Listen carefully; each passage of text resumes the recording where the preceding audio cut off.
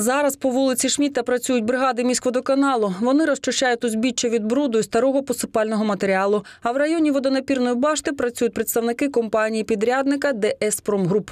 Вони відзначають кожні 50 метрів. В цих місцях буритимуть дорогу, аби дізнатися, що знаходиться нижче верхнього шару дорожнього покриття.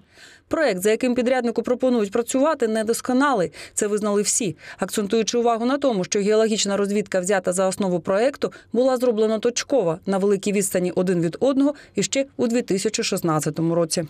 Досыпали материал, шлак, укладывали плиты. Сколько, в каком количестве, никто точно не знает. Поэтому будем мы во время съемки это все уточнять и вносить изменения в коррективы в проект. Найкращий варіант капітального ремонту – це не тільки повне зняття всього дорожнього одягу, а й основи.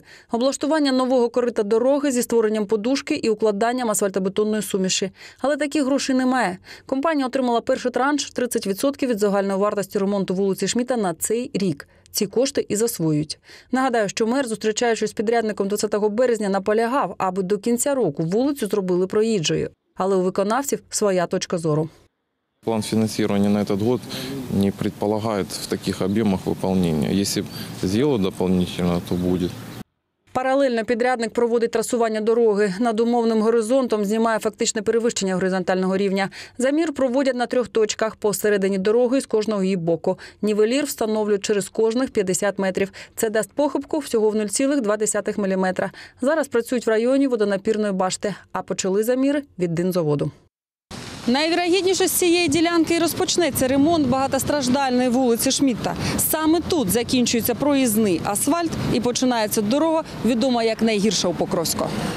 На кожній ділянці дороги є свої конструктиви. Десь в ході ремонтних робіт буде повністю знято дорожній одяг, в інших місцях обмежаться фрезуванням покриття. Зараз завдання максимально точно визначити, де і на якій ділянці проводити ті чи інші роботи.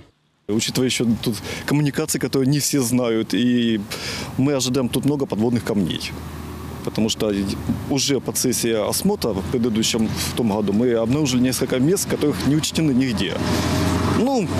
Вскрытие покажет. Незважаючи на те, що всі проведені заміри однозначно призведуть до зміни проєктних рішень, початок робіт планують наступного тижня. До цього часу повинні бути готові і схеми об'їзду вулиці Шмідта, і нові дорожні знаки, які регулюватимуть рух.